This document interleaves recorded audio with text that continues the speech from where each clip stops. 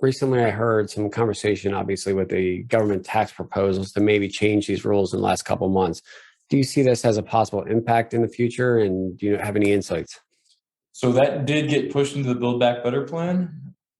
For me, I thought it was quite interesting that, they're looking to spend upwards of $2-3 billion, whereas they're saying that if they change the QSBS rules to only people under 400,000 in income could use the 100%, it was going to make a tax impact of roughly $1 billion, which is well under 1% of the budget they were trying to fix.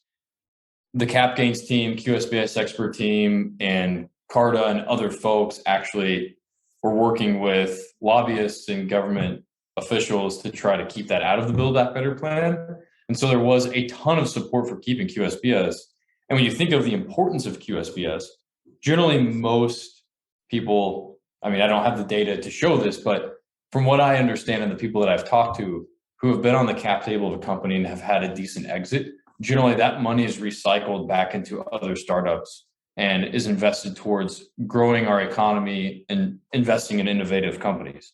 I don't see the government ever actually completely destroying QSBS, and I don't see them cutting it down in the near future as it was already shot down recently, because this is literally our only federal tax incentive to spur innovation right now.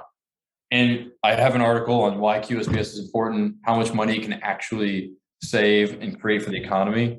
I think it's interesting too, if you look at like a venture program, so say like Missouri Venture Program, Missouri Technology Corporation, every dollar they invested in a company as a venture program came back as roughly $3 in tax for the Missouri economy.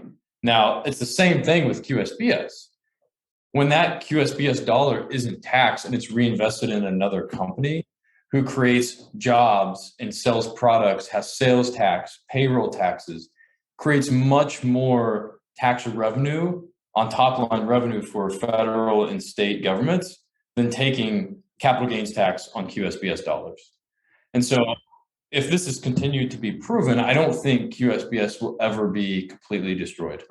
It kind of reminds me a little bit of like the Elon story lately, right? Where they're talking about him selling his stock, but ultimately he's growing this massive company that has all these jobs for everybody and creating manufacturing plants. And the product of him scaling that company is a lot greater impact than just paying a tax bill.